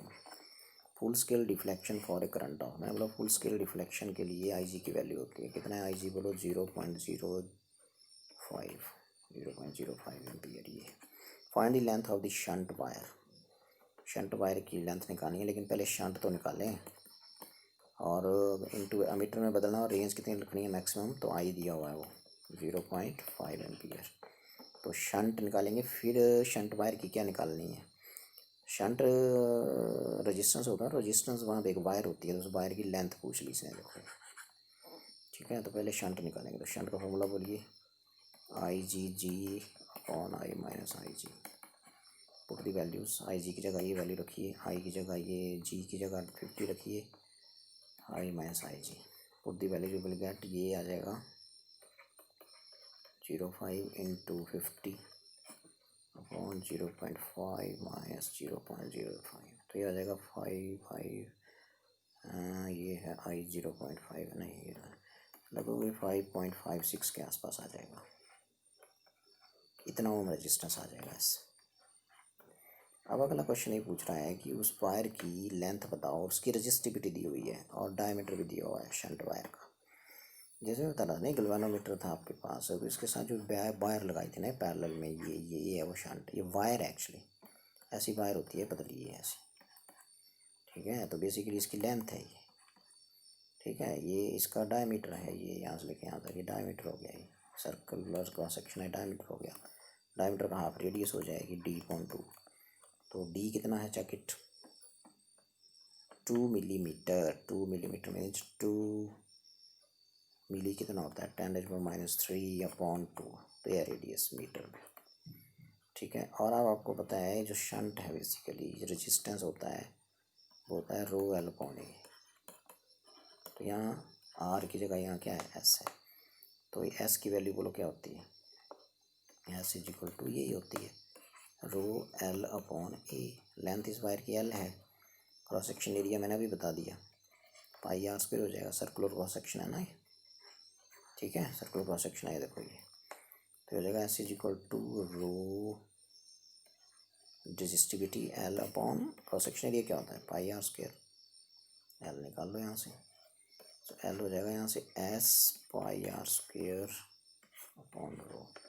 अब S की वैल्यू ये भर दो 5.56, यहाँ पाई की वैल्यू 22.7, R की वैल्यू ये भर दो, ये 2 × 10⁻³ 2 कैंसिल हो गया, ये 10⁻³ भर दो। तो यहाँ से लेंथ आपकी आराम से आ जाएगी, ठीक है। तो L = S की वैल्यू बोलते जाओ 5.56 ये है, पाई की वैल्यू 3.14 बोल दो चलो, और R की वैल्यू 2 कैंसिल हो जाएगा, तो 10⁻³ ही बची, 10⁻³, लेकिन उसका स्क्वायर है, होल स्क्वायर ये कर दिया।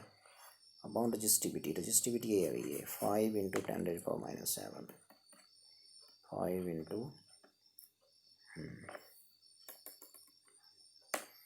5 इंटू 10⁻⁷।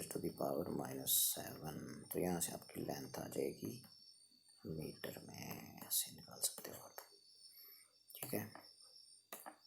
तो ये है, और देख लेते हैं कुछ बचा तो नहीं है यहाँ पे जो मैंने फ़ोटोज़ लिए थे।